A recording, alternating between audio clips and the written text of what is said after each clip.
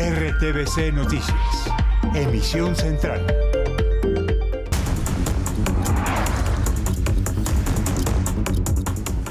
La noticia del momento está en el Congreso de la República con la elección del nuevo presidente del Senado, Juan Carlos González. ¿Respetaron los acuerdos con el pacto histórico?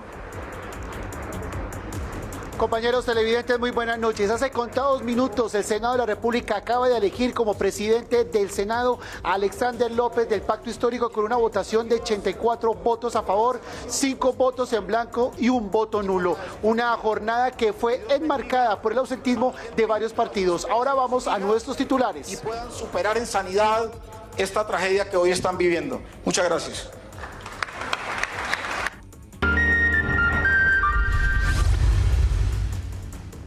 Cambios en la pensión para mujeres. La Corte Constitucional ordenó reducir las semanas que deben cotizar para jubilarse. Les explicamos desde cuándo aplica la medida. Para el alto tribunal, la regla para pensionarse debe tener en cuenta el enfoque de género y especialmente la situación de las madres cabeza de familia. El DANE reveló que los precios a los productores bajaron. Podría tener efecto en el costo de vida. Y otro dato económico clave en la jornada. El dólar sigue a la baja. Hoy rompió la barrera de los 4.300 pesos, nivel que no se registraba desde agosto del año pasado.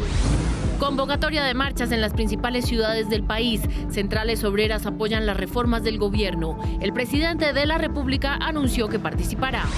Se aplazó la discusión en plenaria de la reforma a la salud. Citaron para mañana primer debate de la reforma pensional por definir la presidencia del Senado.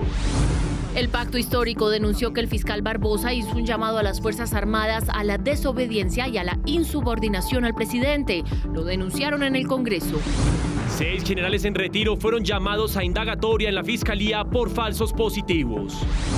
El presidente de la República, Gustavo Petro, le pidió a la Fiscalía General avanzar en la investigación sobre posibles irregularidades en compra de equipos militares, denunciada hoy por la prensa italiana.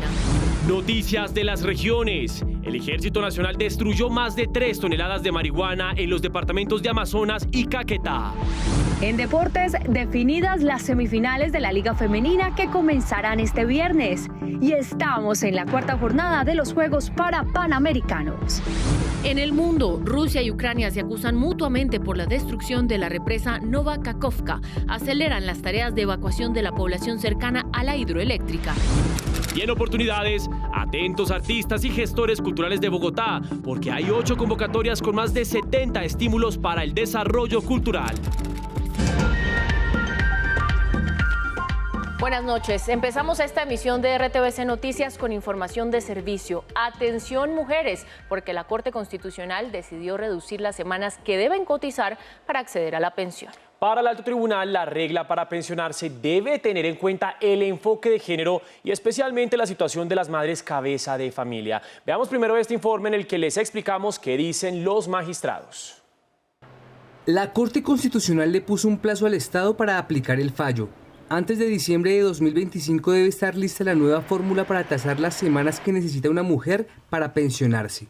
A partir del 1 de enero del 2026, y si el Congreso no adopta un régimen de acceso a la pensión con enfoque de género, para cerrar la brecha de discriminación contra las mujeres se disminuirán gradualmente las semanas de cotización hasta llegar a 1.000. El magistrado ponente dijo que el alto tribunal consideró el derecho de las mujeres a obtener una protección especial en el ámbito laboral y de protección a la vejez. Para que las mujeres puedan acceder a la pensión de vejez deben acreditar las mismas 1.300 semanas de cotización que los hombres, sin considerar las barreras y dificultades que enfrentan para acceder y mantenerse en el mercado laboral. La Corte fue enfática en que la política deberá construirla el Congreso de la República en conjunto con el Gobierno Nacional, teniendo en cuenta el enfoque de género. Para entender el alcance de la decisión de la Corte Constitucional, vamos a revisar el panorama actual de las pensiones para las mujeres. Laura Rodríguez, explíquenos cómo estamos y hacia dónde vamos. Muy buenas noches para usted y para todos los televidentes. Para acceder a una pensión se tienen que tener en cuenta 2 condiciones básicas. La primera, tanto hombres como mujeres deben haber completado las 1.300 semanas de cotización. Y la segunda, que es para el caso de las mujeres, deben haber cumplido los 57 años. Ahora, con los cambios de la Corte hay que tener algo en cuenta. Si el Congreso no incluye el enfoque de género en la pensión de vejez, especialmente en las mujeres cabeza de familia, a partir del año 2026 se reduce reducirán de manera gradual las semanas a cotizar. ¿Esto qué quiere decir? Que a partir de 2026 bajarían 50 semanas y desde 2027 25 hasta completar las 1000 semanas con las que cotizarían las mujeres. Y la meta se estaría cumpliendo en el año 2036. Sigan ustedes con más información en Estudio. Y continuamos porque desde distintos sectores se pronunciaron frente a la determinación de la Corte que reduce las semanas para que las mujeres puedan acceder a una pensión. A través de su cuenta en Twitter, el presidente Gustavo Petro elogió la decisión del alto tribunal. Me parece una excelente decisión de la Corte Constitucional que hace aún más necesaria la reforma pensional para poder financiar este gran logro de la mujer trabajadora. La ministra de Trabajo también se pronunció frente a la determinación de las altas cortes. Me parece que es muy importante para cerrar las brechas de género, pero sobre todo para el reconocimiento de ese sistema de cuidado que me parece que es muy importante.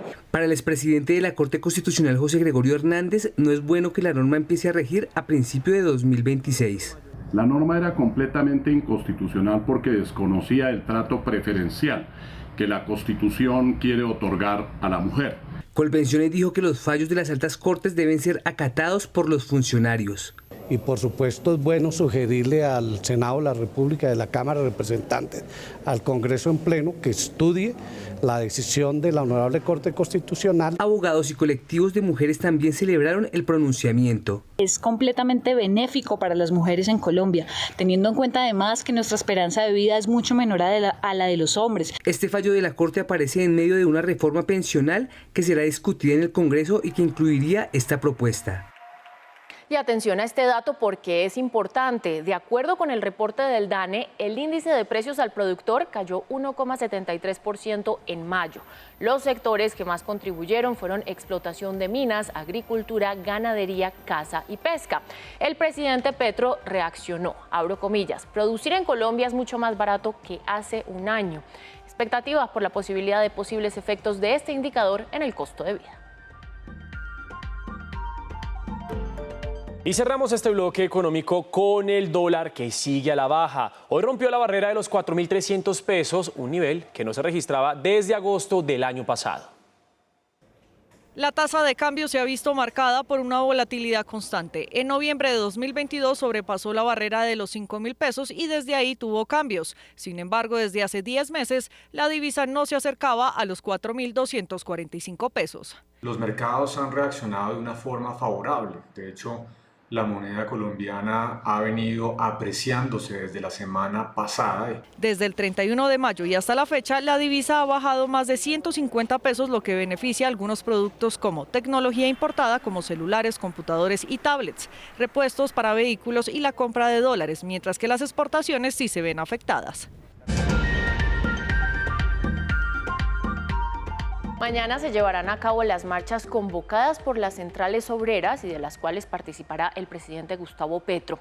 Las movilizaciones buscan respaldar las reformas sociales del gobierno nacional, Mate. En Bogotá, empecemos por la capital del país. Estas marchas van a iniciar desde las 9 de la mañana en el Parque Nacional y Universidades Nacional Pedagógica Distrital y tendrán como destino la Plaza de Bolívar. Ahora hablemos de lo que pasará en Cali. La cita está pactada para varios puntos desde las 7 de la mañana en la Universidad del Valle, también en la Fiscalía, Parque de las Banderas y la Unidad Deportiva. Ahora vamos para Medellín. Allí hay 2 puntos de concentración. El búnker de la Fiscalía a las 11 de la mañana para estar luego en la Universidad de Antioquia. Y otro punto será el Parque de los Deseos y desde allí se van a movilizar hasta el Parque de las Luces. Mañana 7 de junio, el presidente de la República, Gustavo Petro, participará de las marchas convocadas en las principales ciudades del país para respaldar las reformas que actualmente se están tramitando en el Congreso de la República. Estaré este día recorriendo las calles con la marcha. Invito a quienes votaron por el cambio y a quienes desean justicia en Colombia a marchar en todos los municipios, no solo por las reformas, sino una gran marcha nacional contra la impunidad. Las centrales obreras, CUT, CGT y CTC apoyarán la movilización nacional en respaldo a las reformas sociales del gobierno nacional. Las reformas sociales del gobierno del presidente Petro siguen teniendo vigencia y por lo tanto insistiremos en la movilización el 7 de junio pacífica y masiva para exigir que las mismas se les dé el trámite. el jefe de Estado aseguró que acompañará estas movilizaciones en las calles. Esta vez no estaré en el balcón, marcharé al lado del pueblo trabajador y espero que quienes votaron para realizar un cambio en Colombia me acompañen ahora en todos los municipios del país. Se espera que más de 1 millón de personas estén en las marchas. Hay rutas alternas en cada una de las ciudades, como Bogotá, Cali, Medellín, Barranquilla y Bucaramanga. Una vez más aplazado. Para mañana quedó el debate de la reforma a la salud en la plenaria de la Cámara. El ambiente político tampoco ha permitido avanzar en la discusión de otras reformas como la laboral y la ley de sometimiento. Juan Carlos González, volvemos con usted.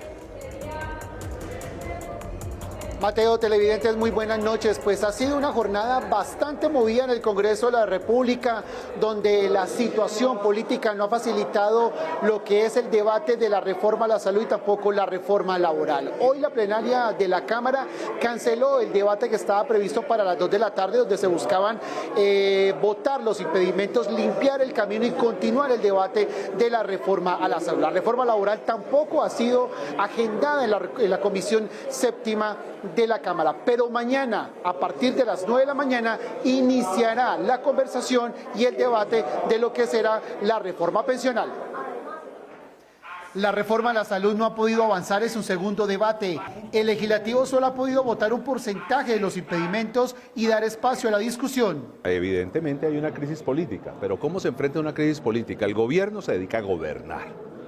El Congreso a estudiar los proyectos de ley, a hacerle control político al gobierno, es normal. El Partido Conservador anunció proposición de archivo para esta iniciativa. En este mismo sentido, 150 exministros y economistas le enviaron una carta al presidente Gustavo Petro.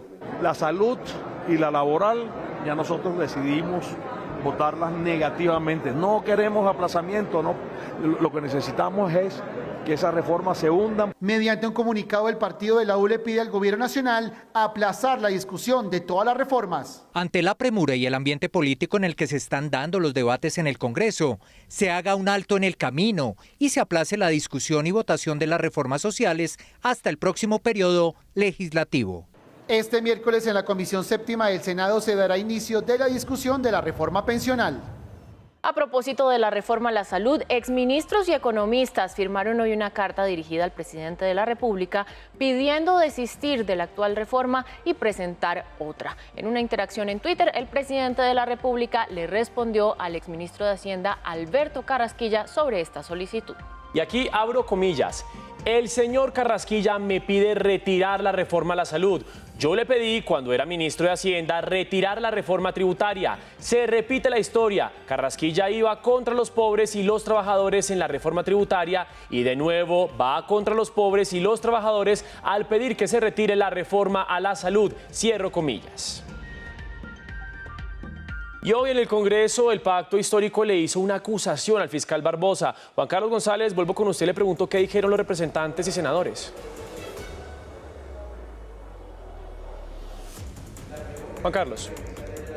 Pues Mateo, hoy el Pacto Histórico pues se reunió en bancada y explicó los motivos y el por qué hoy instalaron una denuncia penal en la Comisión de Acusaciones contra el fiscal Francisco Barbosa. Ellos indican que el fiscal presuntamente ha cometido delitos de conspiración, seducción, usurpación y retención ilegal de mando al indicarle a la Policía Nacional que no deben acatar todas las órdenes que son impartidas por el presidente Gustavo Petro. Según el Pacto Histórico, el fiscal Francisco Barbosa ha hecho un llamado a las fuerzas de policía a la desobediencia, a la insubordinación y seducción, usurpación ilegal de mando. Lo denunciamos por el artículo 471 contemplado en el Código Penal Ordinario por posible conspiración, que solicitamos a la Comisión de Acusaciones que investigue si esto que está diciendo públicamente lo está pretendiendo realizar. Para el Pacto Histórico, esto lleva a las diferentes fuerzas de policía a que respondan afirmativamente a este llamado irrespetuoso, inconstitucional y irresponsable del fiscal Barbosa. A no obedecer las órdenes que reciban, y eso es algo que preocupa mucho en el contexto de un país donde no solamente tiene una fuerza pública institucional.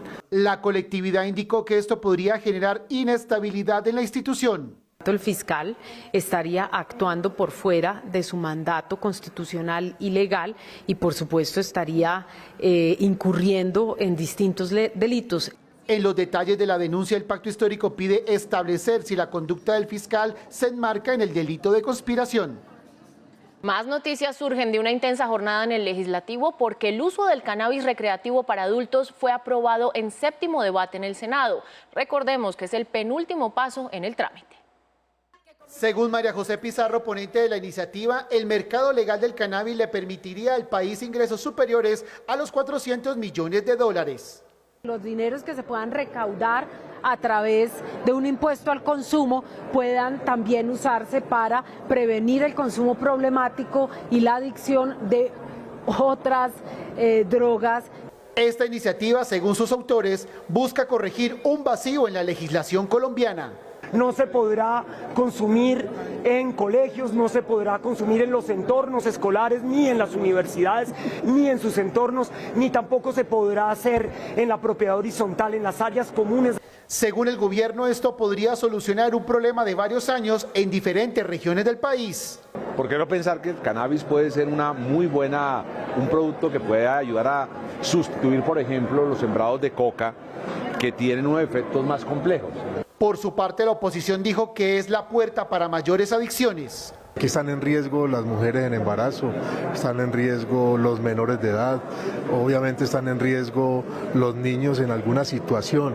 El proyecto pasa a plenaria de Senado y, de ser aprobado, se convertirá en ley de la República. El presidente de la República respondió a la erradicación de 3 denuncias en su contra en el Congreso de la República. Dijo que es un nuevo intento de lo que él llama un golpe blando en su contra. El mandatario señaló a opositores sobre lo que él ha llamado un golpe blando a su gobierno. A través de un mensaje, resaltó que en medio de las filtraciones, entrevistas de prensa y audios del ex embajador en Venezuela, Armando Benedetti, no es posible endilgarle delito alguno. Nuestros rivales políticos se han apresurado a ponerme denuncias en la comisión de acusaciones. Sin embargo, en ninguna entrevista o en audios se ha mostrado que he cometido un delito. Se trata de un simple intento de golpe blando para detener la lucha contra la impunidad. En las últimas horas fueron radicadas 3 acusaciones en contra del jefe de Estado en la Comisión de Acusaciones de la Cámara de Representantes, el investigador del presidente de la República, de acuerdo con nuestra Constitución Nacional. El mensaje del presidente de la República, además, fue un comentario a un trino del ex embajador Benedetti, en el que calificó su conducta como acto de debilidad y dijo que se dejó llevar por la rabia y el trago. De otra parte, el presidente recibió el apoyo de todo su gabinete en el más reciente Consejo de Ministros, donde fue recibido en medio de aplausos. Según trascendió, en ese espacio se analizó el episodio relacionado con Benedetti y Saravia.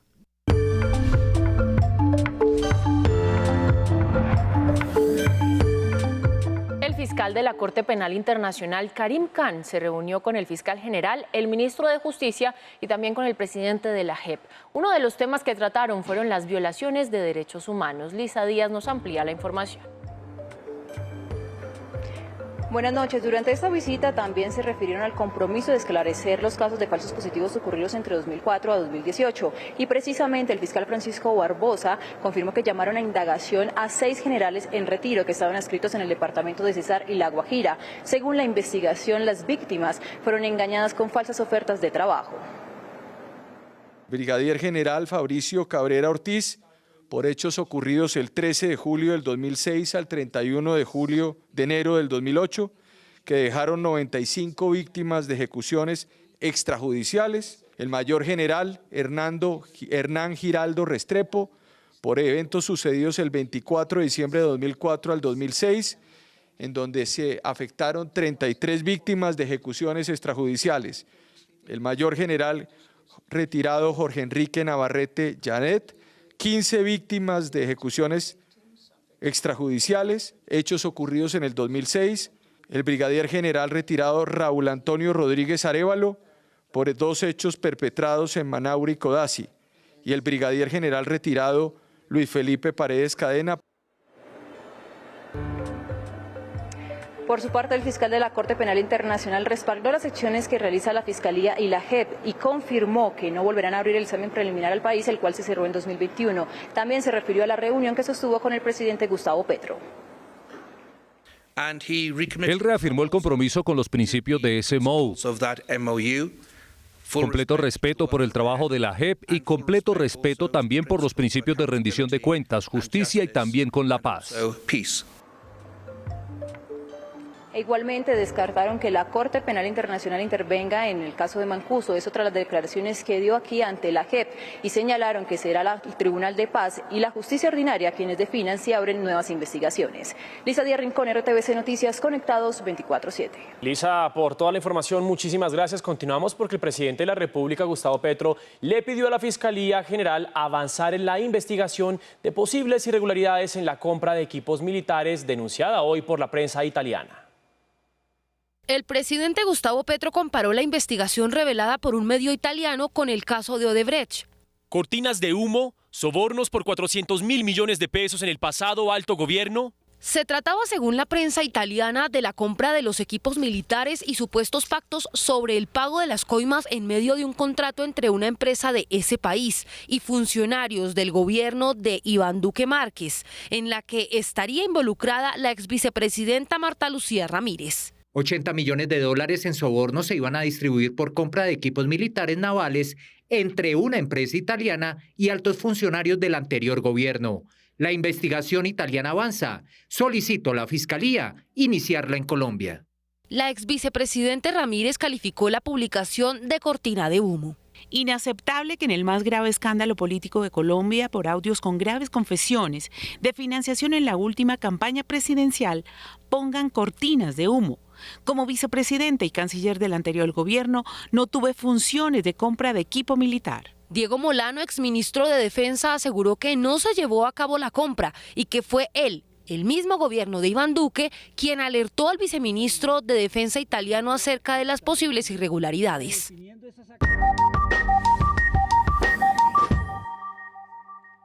Gobernantes locales hicieron una invitación al gobierno nacional a actuar contra la violencia en algunas regiones del país. Convocaron el llamado a los ministros del Interior, de Justicia y Defensa. Este último respondió y anunció apoyo inmediato. Habrá mesas técnicas para definir estrategias de seguridad. Para que en ese taller metodológico, en 2 días o 3 días, definamos unidos como Estado unas estrategias concretas para afrontar esta emergencia de seguridad.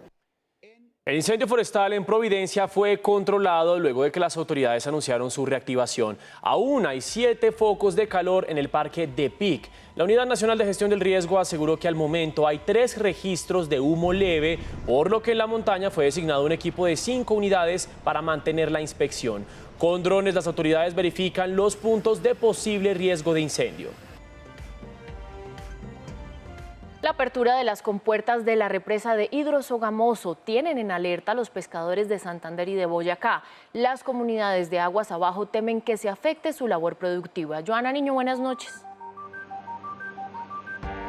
¿Qué tal, Daniela, televidentes? Muy buenas noches. Pues estas comunidades le están solicitando al gobierno nacional realizar mesas de concentración para poder concretar responsabilidad de parte de ISAGEM por los daños que se puedan presentar por la apertura de estas compuertas, que podría generar inundaciones en los cultivos, y pues actualmente los pescadores no han podido realizar la pesca.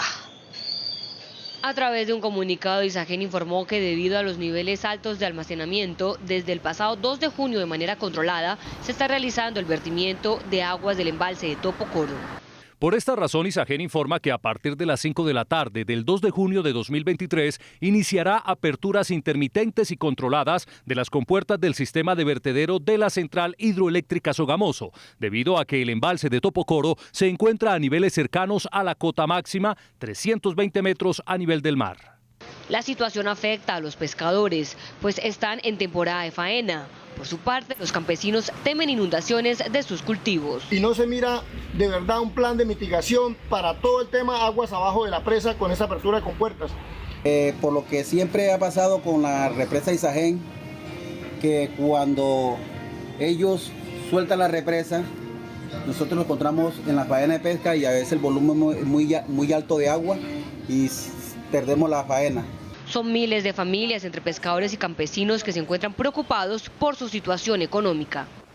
Una semana sin servicios de agua completan más de 22.000 habitantes de un barrio en Galapa Atlántico, área metropolitana de Barranquilla. Por esto han bloqueado las vías que conectan con otros municipios del departamento. Zaina Gámez con detalles de la situación. Zaini, buenas noches.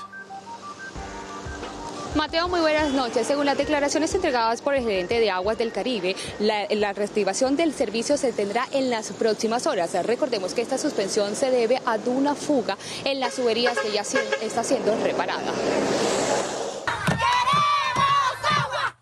Las ollas y los baldes que normalmente se utilizan para almacenar agua, hoy son la herramienta para protestar por la falta de líquido. Tenemos todos los tanques vacíos, no es la primera vez que pasa esta situación, ya con esta van 3 veces. Quedamos más de 8 días, más de 15 días sin agua. Está la desesperación de los habitantes de Villa Olímpica, que incluso han bloqueado las vías. Quiero resaltar que el tema fue un tema muy complejo que jamás se había visto acá porque son 2 fugas que encontramos.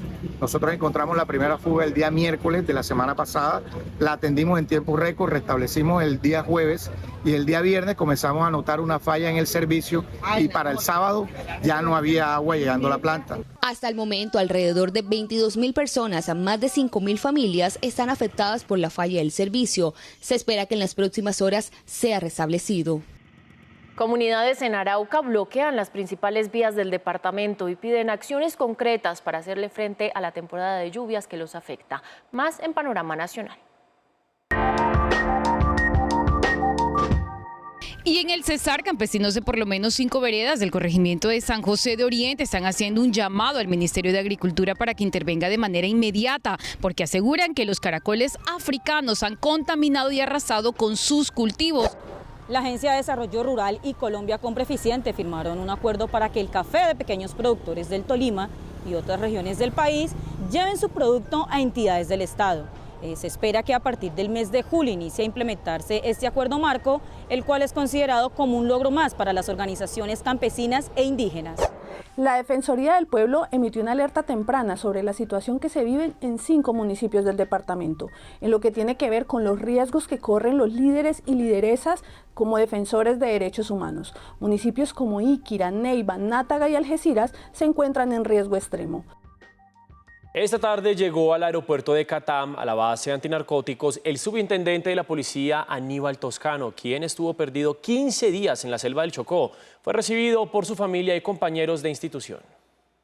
Así fue el reencuentro del subintendente de la policía Aníbal Toscano con su esposa y sus hijos. El uniformado contó que estaba en una comisión en la base binacional de la policía en la frontera con Panamá, en el tapón del Darién. Era el encargado de preparar los alimentos, por lo que se fue a buscar leña. Regresé, pensé que era el camino que me llevaba a la base otra vez, donde terminé y traté de regresarme y ya fue muy tarde.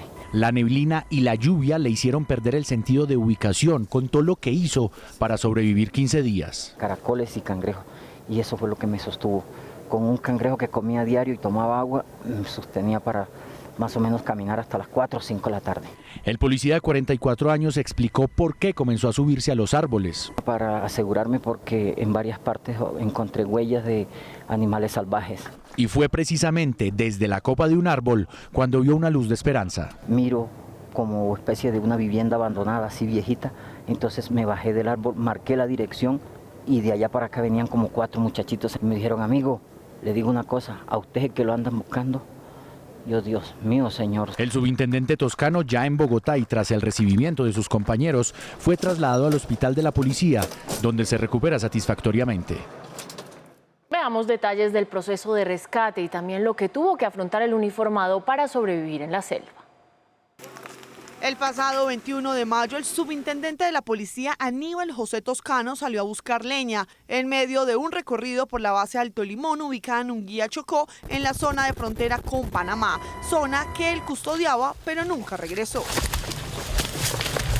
Al día siguiente, sus compañeros alertaron su desaparición y desde ese momento todas las alarmas fueron encendidas. Es que todos los días se subían las copas de los árboles, en las noches sobre todo, primero para resguardarse de los animales porque realmente la selva es bien espesa, son límites con Panamá. Fue activado el protocolo de búsqueda masiva donde la policía incorporó helicópteros que volaron más de 98 horas, drones, guías caninos, un equipo táctico de operaciones y se instaló un puesto de mando unificado con el único fin de dar con el paradero del uniformado. Inclusive entendemos que él estuvo yendo y viniendo de Panamá a Colombia durante todos los días. También se alimentó de lo poco que encontraba por ahí. Sí estaba muy delgado porque lo vimos en el video, muy delgado, con una barba prominente. Ayer, en horas de la tarde, el subintendente se reencontró con sus compañeros luego de sobrevivir a las inclementes condiciones selváticas. Agradezco y valoro el trabajo de los policías que no desfallecieron hasta encontrar con vida al subintendente Aníbal Toscano, que había desaparecido en el Chocó. Nunca perdimos la fe, todas nuestras capacidades estaban dispuestas para encontrarlo. El subintendente Toscano tenía la obligación de custodiar la base binacional de Alto Limón, una zona del Chocó donde hacen presencia grupos armados ilegales como las autodefensas gaitanistas de Colombia y el Ejército de Liberación Nacional.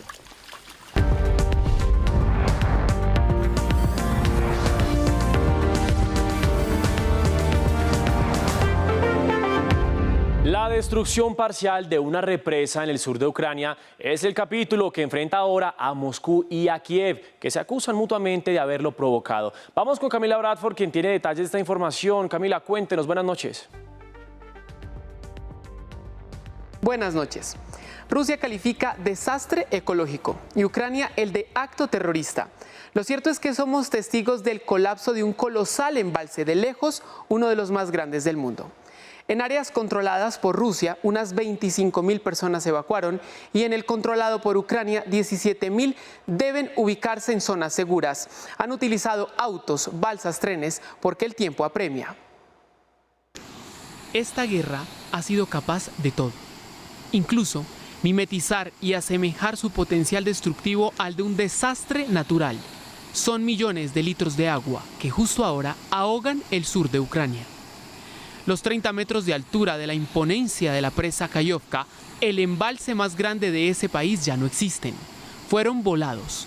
El autor se desconoce.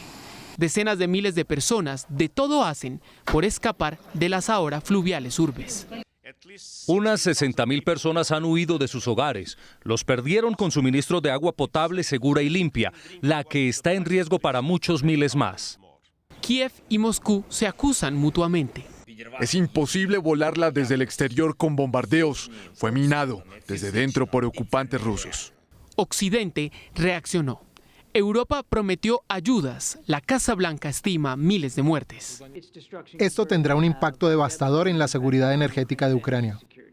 Y es que Kayovka es un complejo capaz de proporcionar electricidad y agua potable a casi todo el sur ucraniano. A su vez, alimenta con sus aguas nada menos que los sistemas de refrigeración de la planta de energía nuclear de Zaporilla.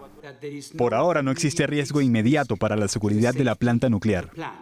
El boquete de unos 600 metros que le faltan ahora a la presa son la pieza que consiguió alterar, reacomodar y asentar un nuevo momentum a la guerra.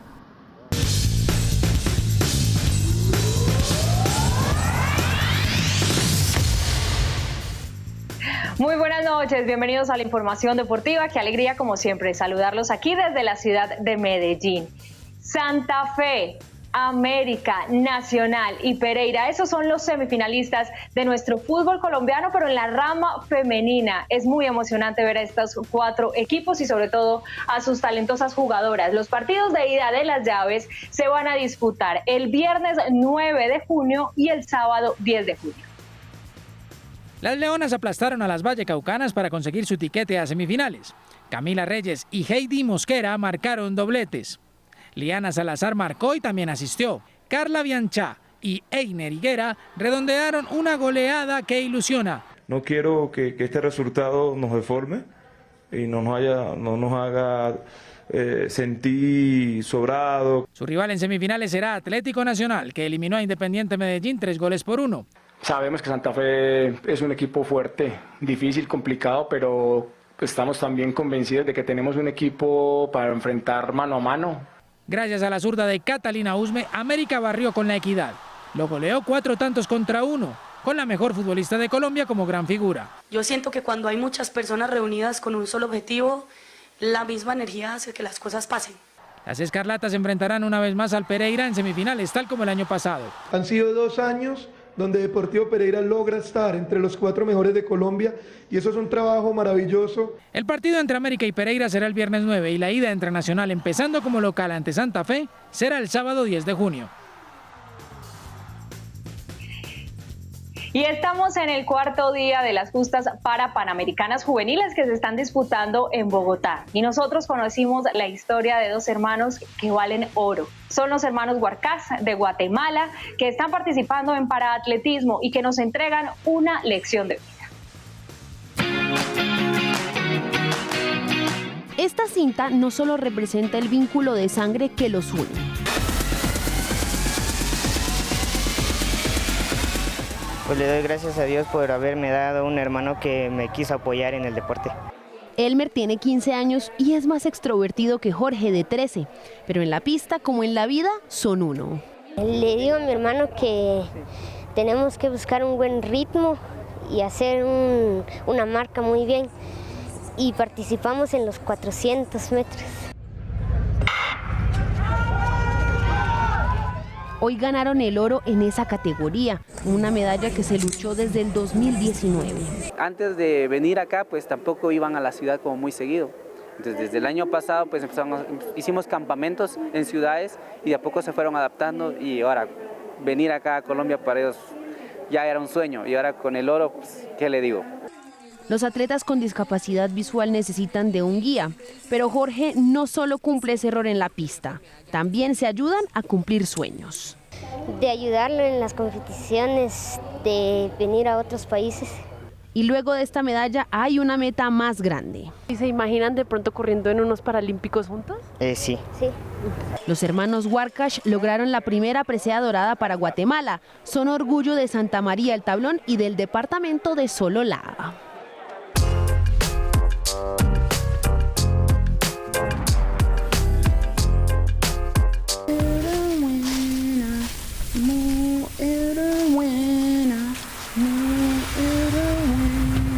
La historia de Marcela, Jaima, Gina, Alexa, Roxana y Pamela llega a las salas de cine el próximo 22 de junio. Como a los 13 años yo me di cuenta que yo era así. 6 mujeres trans de la comunidad indígena en Vera-Shamí que decidieron vivir a través del amor por su resguardo, sus sueños y sus expresiones artísticas. Ese soy yo. Son mujeres nacidas en la montaña y que, según la directora Claudia Fisher, demuestran que se puede ser minoría dentro de otra minoría. Película que ha hecho un recorrido por más de 30 festivales en todo el mundo y que ahora aterriza en Colombia. Con su rama buscando la luz hacia el infinito. Llega a RTVC Play el primer largometraje infantil animado del cine colombiano. Se trata del Libro de Lila, producción que tardó 5 años en su realización, donde la premisa fue darle poder a una historia de fantasía y amistad que estuviera inspirada en lugares emblemáticos de Cali.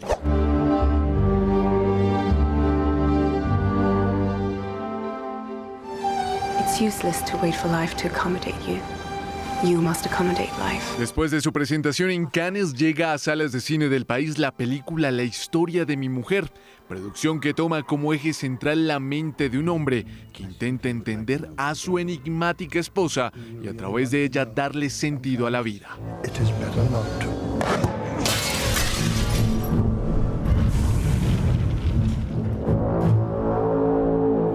Retrato íntimo sobre las distintas etapas de un matrimonio, donde confluye el amor, la pasión, los secretos, las confesiones y obsesiones. Receiving one reprieve after another.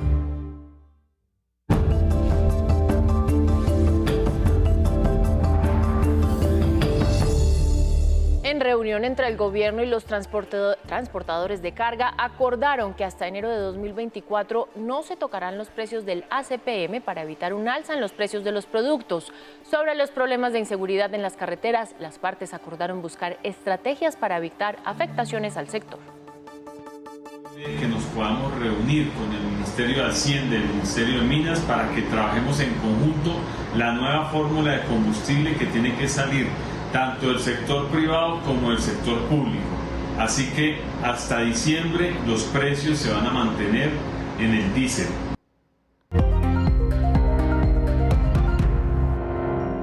A $1.82 se cotizó la libra de café colombiano en la Bolsa de Valores de Nueva York. El precio interno de la carga bajó 40.000 pesos y llegó a 1.670.000 pesos. Los analistas esperan que la inflación en mayo se ubique entre 12,44 y 12,72%, lo que representaría una disminución frente a abril pasado, cuando llegó al 12,82%. 6.038 fueron las unidades de vivienda lanzadas con corte de abril de 2023 en Cundinamarca y el 66,2% pertenece a viviendas de interés social. El Ministerio de Hacienda subastó test de corto plazo por 225.000 millones de pesos y recibió intenciones de compra por 482.000 millones de pesos.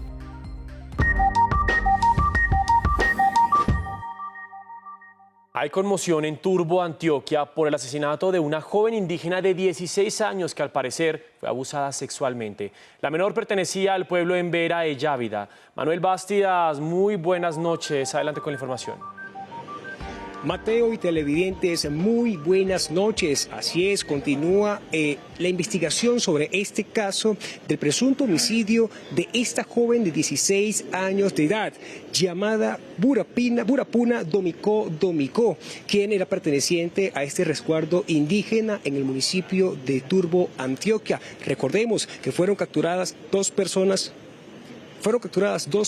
por este delito.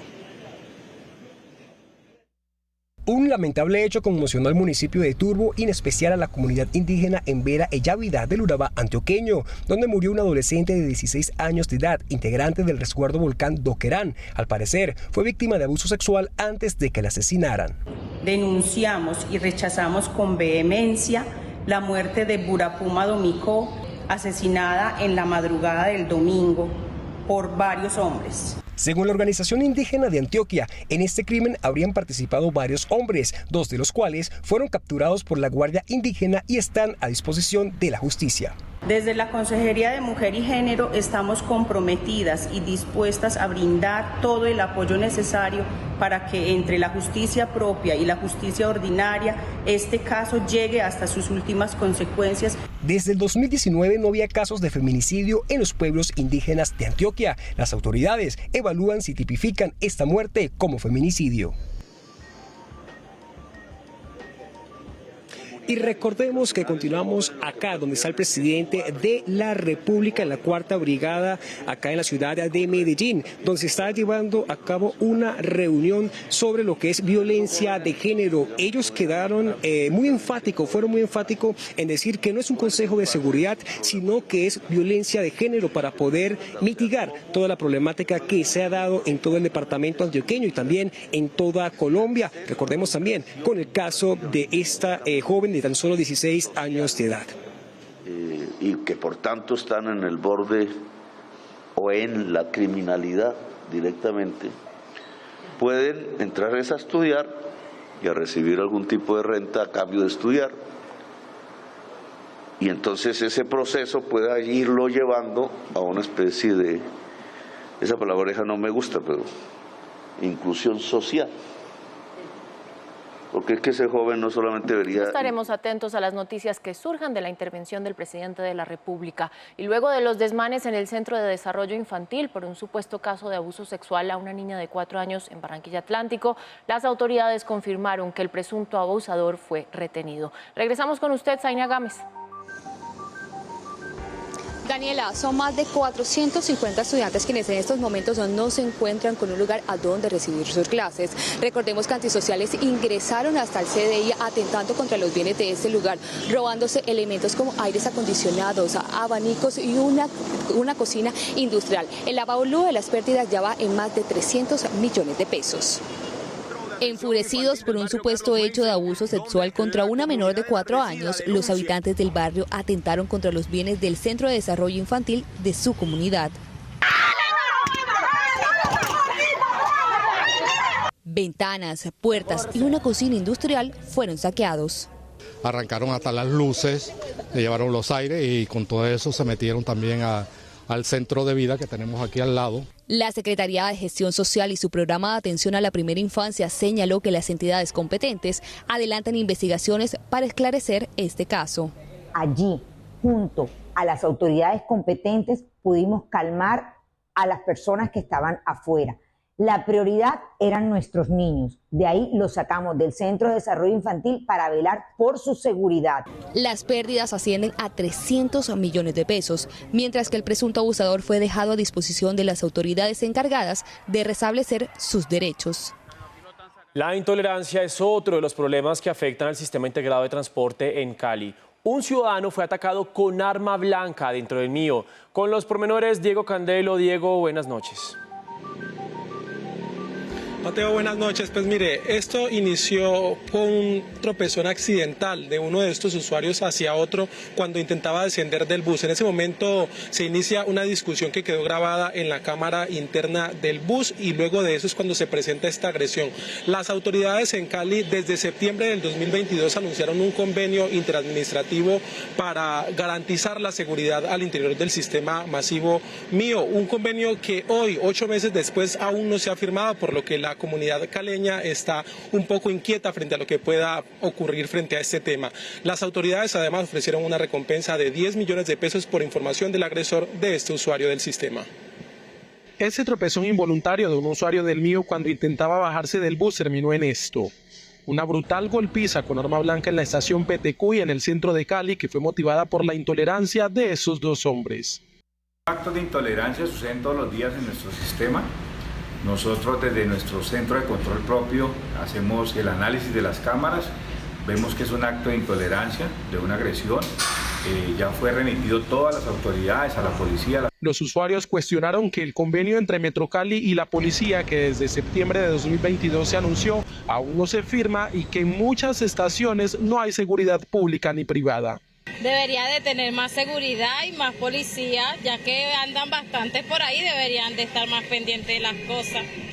Sí hace falta seguridad porque muchas veces la gente prende a alegar porque se incomodan ahí y se prenden a cuchillos, sí falta mucha seguridad. Mientras que el hombre agredido se recupera de las heridas, las autoridades buscan a su agresor por quien ofrecieron una recompensa de 10 millones de pesos. Otra situación que causa también preocupación entre las autoridades en Cali tiene que ver con los casos de justicia por mano propia. Ciudadanos que prefieren dejar de intentarse robar utilizando la fuerza, agrediendo a los presuntos delincuentes para precisamente evitar estos robos. Las autoridades han indicado que estas situaciones seguirán siendo controladas por ellos.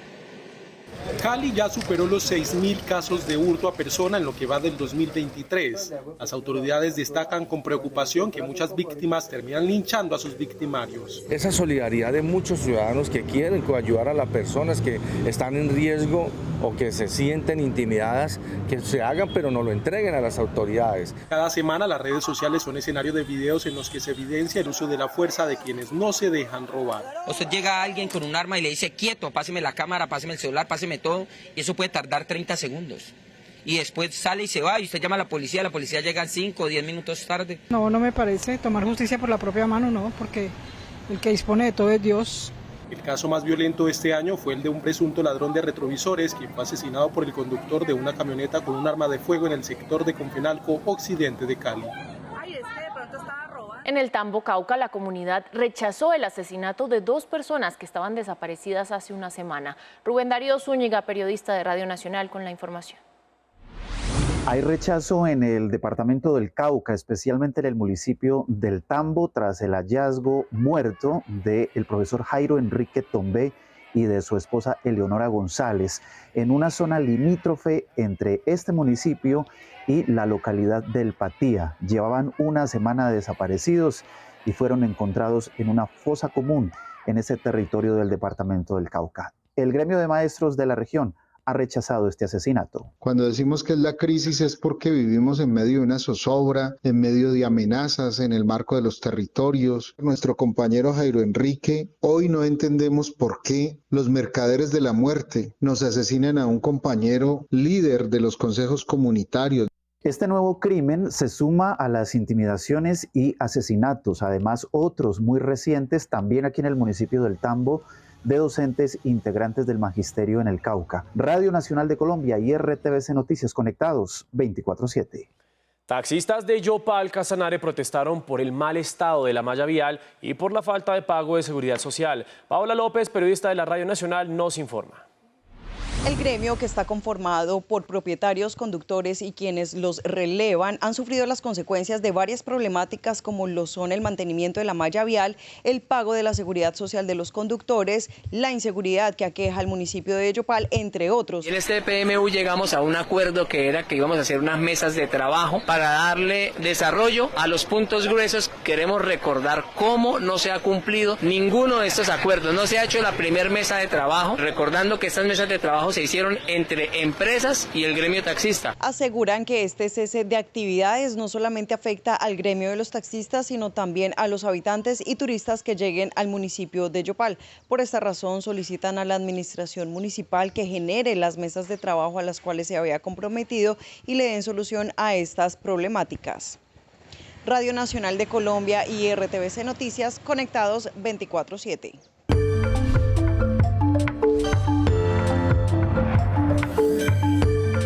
El Ejército Nacional destruyó más de 3 toneladas de marihuana en el corregimiento de Araraquara, municipio de Solano, Caquetá, en el área no municipalizada de La Pedrera, también en el Amazonas. El estupefaciente, al parecer, pertenecía a la estructura Carolina Ramírez.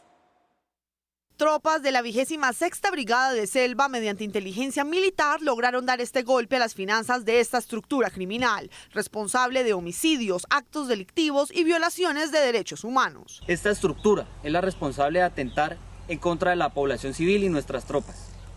Es importante resaltar que con este contundente golpe se logró afectar las finanzas de este grupo criminal en más de 16.650 millones de pesos. La marihuana fue destruida de forma controlada por miembros del Cuerpo Técnico de Investigación de la Fiscalía General de la Nación, bajo estrictas normas de seguridad y conservando todas las medidas para la preservación del medio ambiente. El Ejército Nacional continuará desarrollando operaciones militares ofensivas contra esta estructura con el fin de proteger la vida de los habitantes de la Amazonía colombiana. En los llanos orientales, el Ejército Nacional incautó insumos que serían empleados en la fabricación de narcóticos. El hombre que transportaba los elementos fue dejado a disposición de las autoridades. La Alcaldía Mayor de Bogotá declaró insubsistente y retiró del cargo al director del Cuerpo Oficial de Bomberos, Diego Moreno Bedoya, por ser el presunto autor de un acto de violencia contra su pareja, Alexandra Neira. Al parecer, Moreno Bedoya le habría ocasionado varias lesiones físicas a su pareja. El defensor del pueblo propuso la creación de un fondo para atender las recomendaciones hechas a través de alertas tempranas y así evitar acciones violentas. Más noticias en un minuto.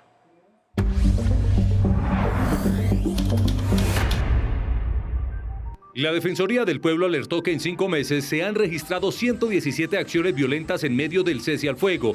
Las disidencias de las FARC son los principales responsables de 20 acciones bélicas directas y más de 50 indirectas, mientras que el Clan del Golfo estaría detrás de 21 acciones indirectas.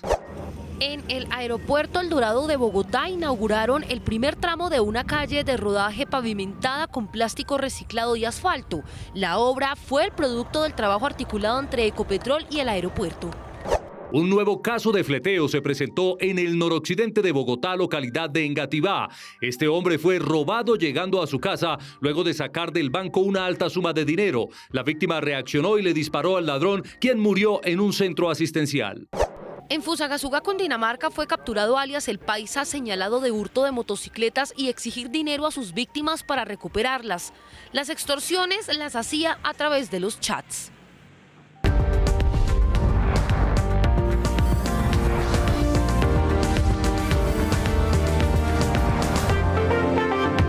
La presidenta de Perú, Dina Boluarte, acudió a la Fiscalía de su país para responder un interrogatorio sobre las muertes que ocurrieron durante las protestas contra su gobierno entre diciembre de 2022 y marzo de este año. Más noticias del mundo a continuación.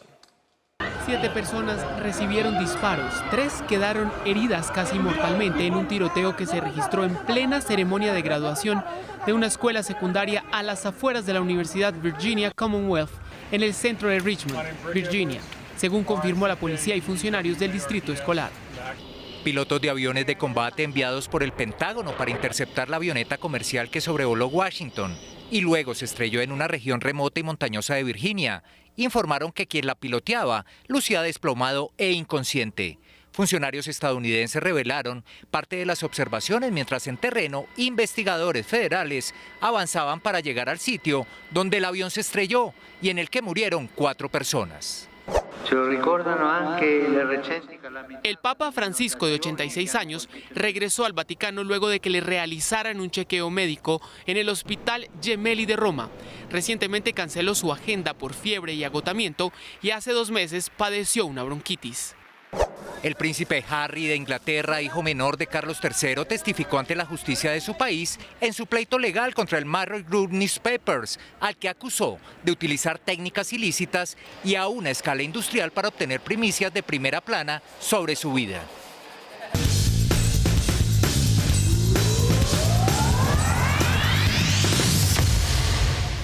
Seguimos con más deportes porque mientras selecciones como la de Francia, Inglaterra y Portugal y muchas más entregaron ya una especie de lista preliminar para lo que será el Mundial de Nueva Zelanda y Australia, la selección Colombia también dio una lista de convocadas, pero para un microciclo. Todavía no se tiene la definitiva o al menos la preliminar. Con esta información nosotros comenzamos nuestro resumen deportivo del día. Nelson Abadía entregó la lista de 23 jugadoras para un microciclo en Bogotá. No están Lacey Santos, Linda Caicedo, Manuela Vanegas, entre otras, ni tampoco jugadoras que están en semifinales de Liga Femenina. Tercera etapa de la Criterium Dauphiné llena de caídas, final al sprint y victoria de Christophe Laporte, que además sigue con el liderato en la general. Los colombianos Chávez, Bernal y Martínez continúan a 23 segundos del líder. Seguimos con la victoria del serbio Novak Djokovic en Roland Garros contra el búlgaro Karen Yakanov en 4 sets, 4-6, 7-6, 6-2 y 6-4. Si no le gana el torneo francés, se convertiría en el tenista con más Grand Slam en toda la historia de este deporte. Y cerramos con el juego entre Corsarios de Cartagena y Piratas de Bogotá. El dominicano nacionalizado argentino Xavier Carreras fue el MVP del juego con 30 puntos y 9 rebotes. Al final, victoria 67-43 para el quinteto de Bogotá. Llegamos a oportunidades. Atentos artistas y gestores culturales de Bogotá porque hay 8 convocatorias con más de 70 estímulos para el desarrollo cultural. Acá les contamos de qué se trata. En oportunidades en el sector cultural, vaya a la página sicom.scrd.gov.co. Diríjase a la pestaña Noticias destacadas y de clic en Hay 8 convocatorias culturales y artísticas, participa. Lea con atención la descripción del programa que tiene diferentes beneficios como becas para el desarrollo de arte urbano que cuenta con 10 beneficios de 90 millones de pesos cada uno. Tengan presente que el programa está dirigido a agrupaciones compuestas por al menos 4 integrantes, 2 de los cuales deben residir en la localidad donde se ubique en el distrito creativo. ¡Atentos! Hay más de 50 beneficios para el desarrollo cultural en la capital. Deberán dar clic en la opción que más les interese, creen una cuenta y sigan el paso a paso. Y mucho ojo, porque tienen plazo de aplicar hasta el 20 de junio a las 5 de la tarde. Y muy importante, recuerden que si quieren seguir informados 24/7, nos encuentran en todas nuestras redes sociales como RTVC Noticias.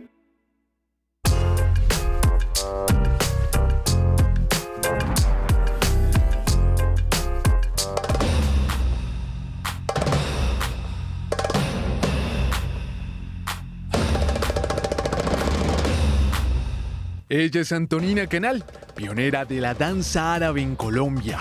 Escena artística que conecta con lo espiritual, con lo cultural.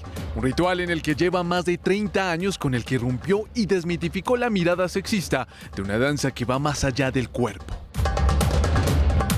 Investigar estas culturas porque no hay mucho texto ni literatura, es más como experiencias y a estar en el Sahara con beduinos, a escuchar la música y a entender que la famosa danza de los 7 velos era la danza de los 7 chakras, donde cada velo que la bailarina remueve es una máscara del ego que se cae hasta desnudar su alma. Entonces, lo que en Occidente piensan que es solamente un baile sensual, claro que lo es, y muy femenino, también es un baile muy, muy espiritual.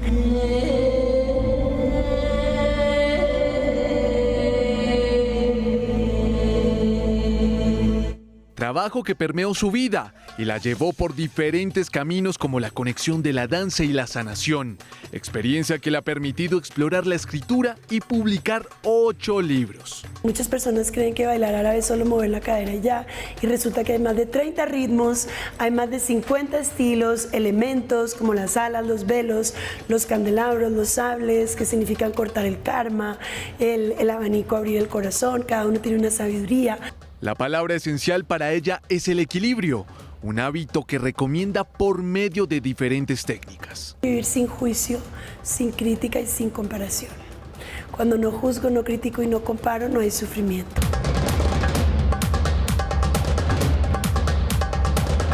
Y es que son 30 años de carrera, cifra que merece una fiesta monumental, por lo que ella y su equipo han preparado el Festival de Danza Oriental en Colombia con una puesta en escena con 300 bailarinas y 600 cambios de traje. Estamos aquí preparándonos miles de horas de ensayo, sábados y domingos.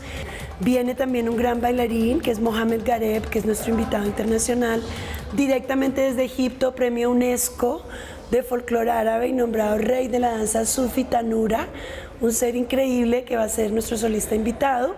Un legado que tiene como premisa exaltar el espíritu femenino.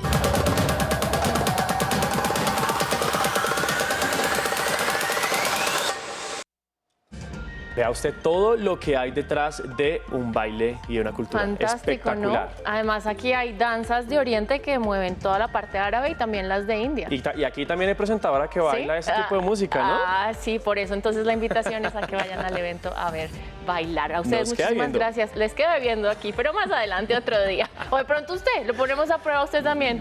Yo me mido. Bueno, de una. A ustedes muchísimas gracias por acompañarnos en esta emisión. Chao, chao.